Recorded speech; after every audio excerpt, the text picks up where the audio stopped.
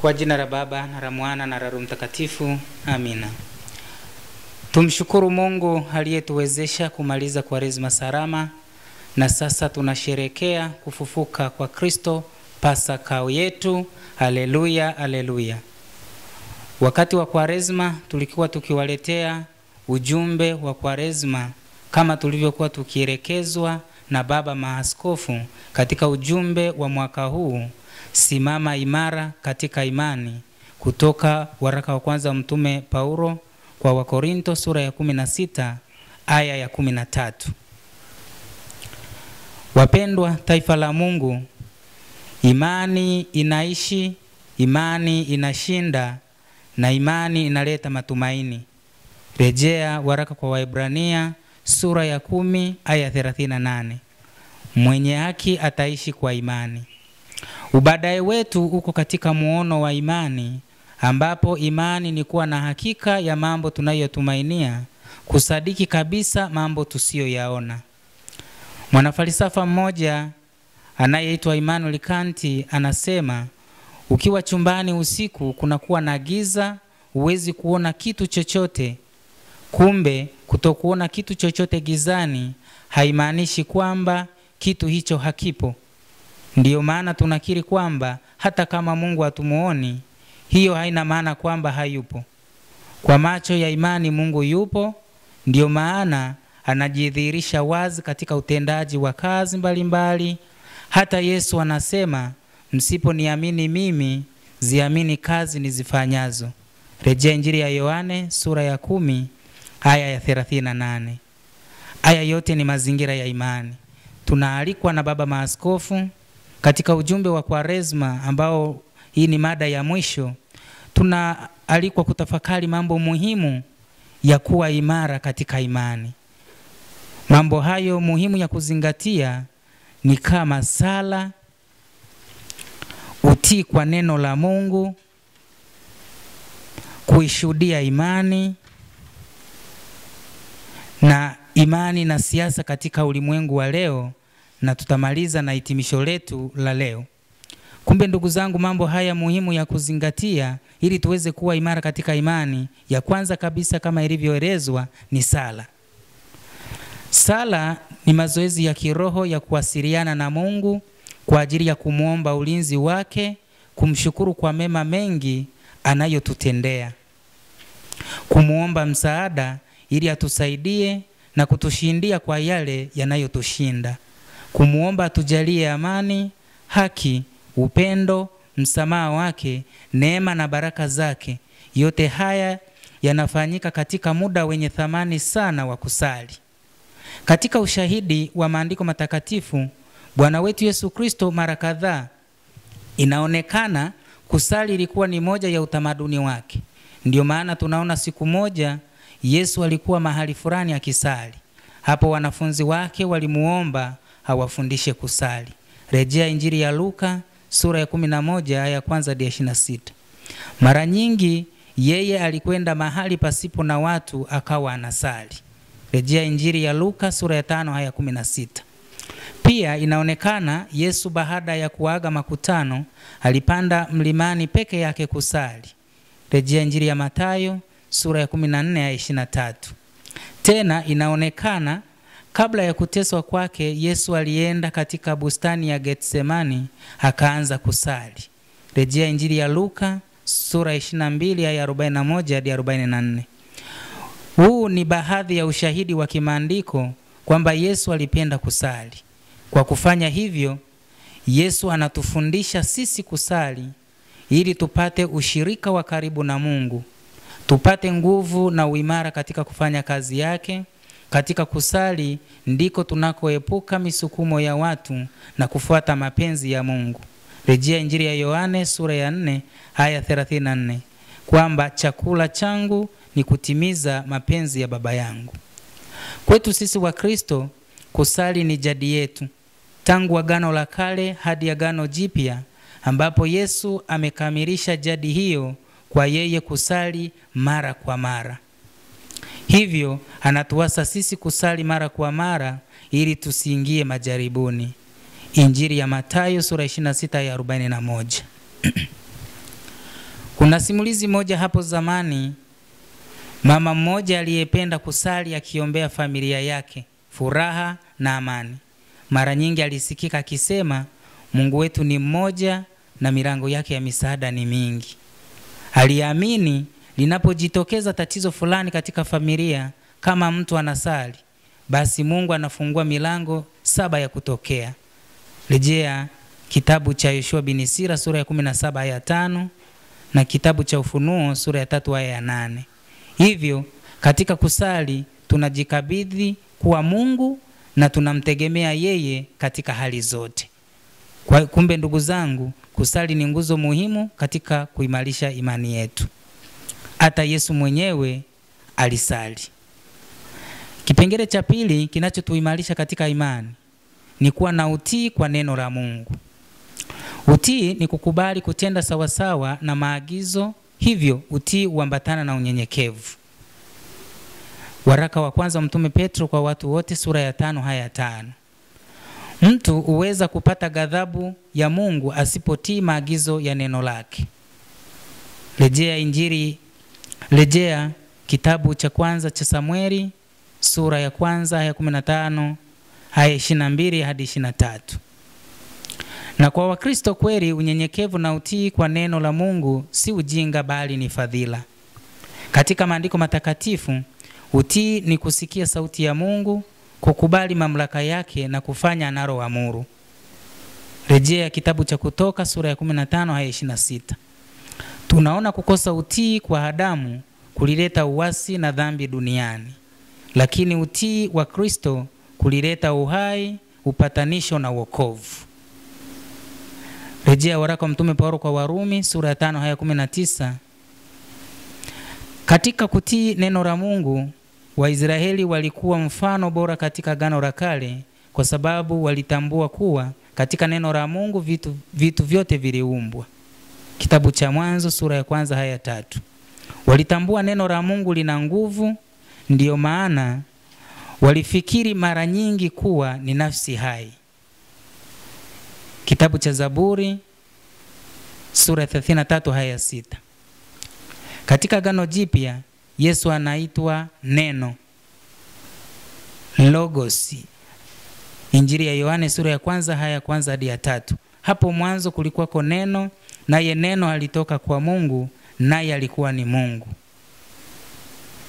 Neno huyu ni muumbaji, hivyo tumtii. Kutii neno ni kumtii Kristo. Tusipomtii Kristo hatujui neno. Rejea maneno na mafundisho ya Mtakatifu Jerome. Mungu anaahidi baraka kwa wale wanaomtii na anaahidi laana kwa wale wasiomtii. Kitabu cha Kumbukumbu la Torati sura ya 11 ya 27 hadi 28 na Yoshua bin Sira sura ya 5 aya 6. Katika kutii neno la Mungu tunaalikwa kutii pia mamlaka mbalimbali, kwa sababu hakuna mamlaka yenye uadilifu na uhalali isiyotoka kwa Mungu. Waraka wa Mtume Paulo kwa Warumi sura ya 13 aya ya 1 hadi ya 2. Tunaombwa tutii mamlaka za familia, wake wawatii waume zao, watoto wawatii wazazi wao. Waraka wa Mtume Paulo kwa Efeso sura ya 5 aya 22 na sura ya 6 aya ya 1. Utii tuifanye hiwe ni fadhila na tabia ya maisha yetu sisi wa Kristo, kwa sababu utii ni agizo kutoka kwa Mungu mwenyewe. Tunapotii tunaombwa kuwa makini, kwani duniani sio kila sauti unaitii. Maana miruzi mingi humpoteza mbwa.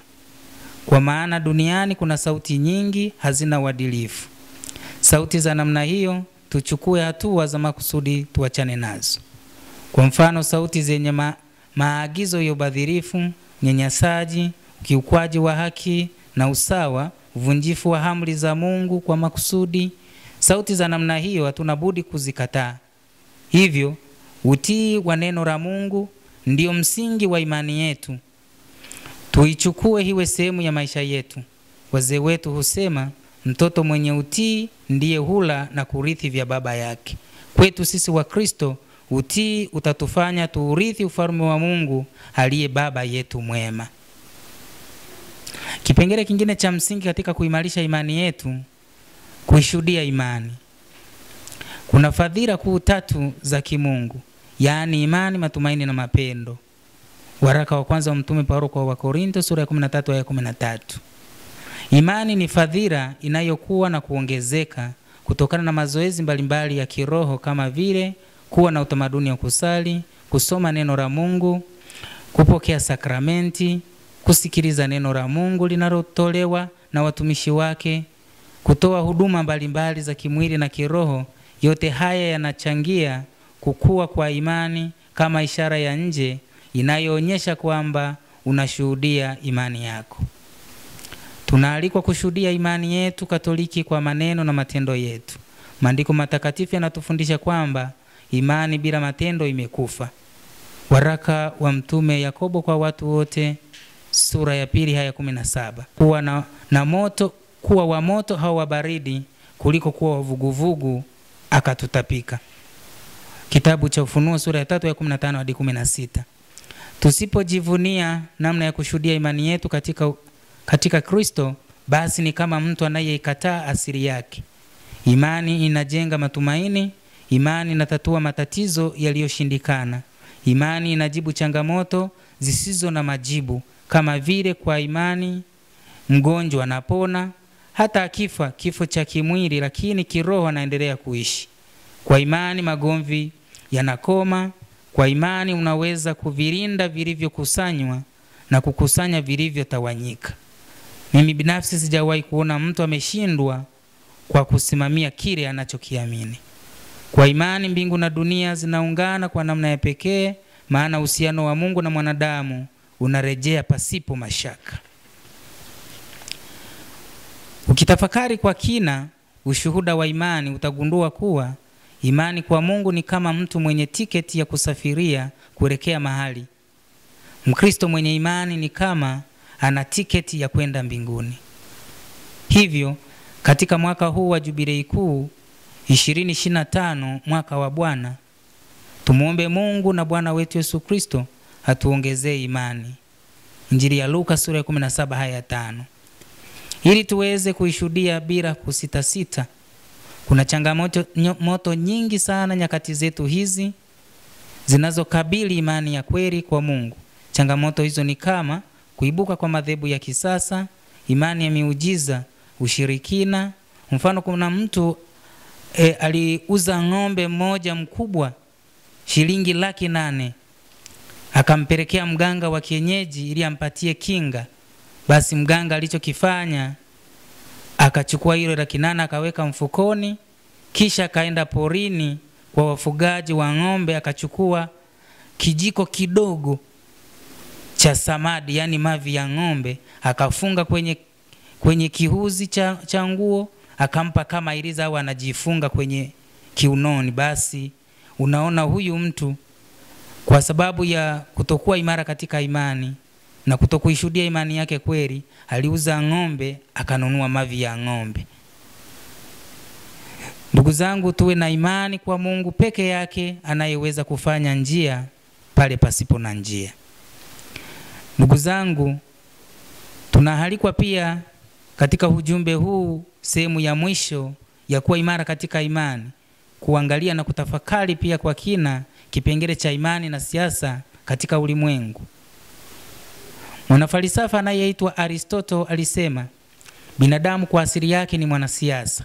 Siasa ni uwezo wa kuhusiana, kwa maana kwamba ili binadamu ahusiane na wenzake hana budi kuwa na siasa kwa asili yake, kama vile kufurahi pamoja, kuchangamka pamoja, kuhuzunika pamoja, kuzungumza pamoja, kutaniana pamoja, kusimuliana, kupendana, kushirikiana na kukinzana na kuvumiliana. Haya yote yanamdai binadamu aweze kuwa katika hali ya kuhusiana. Binadamu hana budi kuhusiana na Mungu, watu na viumbe wengine katika mazingira, hasa katika kutunza, kulinda na kudumisha, kurithisha kwa faida ya sasa na baadaye kwa watu wa Mungu. Waamini wote tunahalikwa katika mwaka huu wa Jubilei Kuu 2025, mwaka wa Bwana, kushiriki katika mambo mema kama raia kwenye ngazi za maamuzi, hasa katika kupanga, kujadili na kuamua kwa pamoja. Tunaalikwa kuona umuhimu wa kutii sheria na taratibu zenye maadili. Waamini wanaombwa kutimiza wajibu wao katika jamii ili kujenga jamii ya watu iliyo bora zaidi. Waamini washiriki kikamilifu katika nyanja za uchumi ili kupata waamini wenye imani na wenye kipato.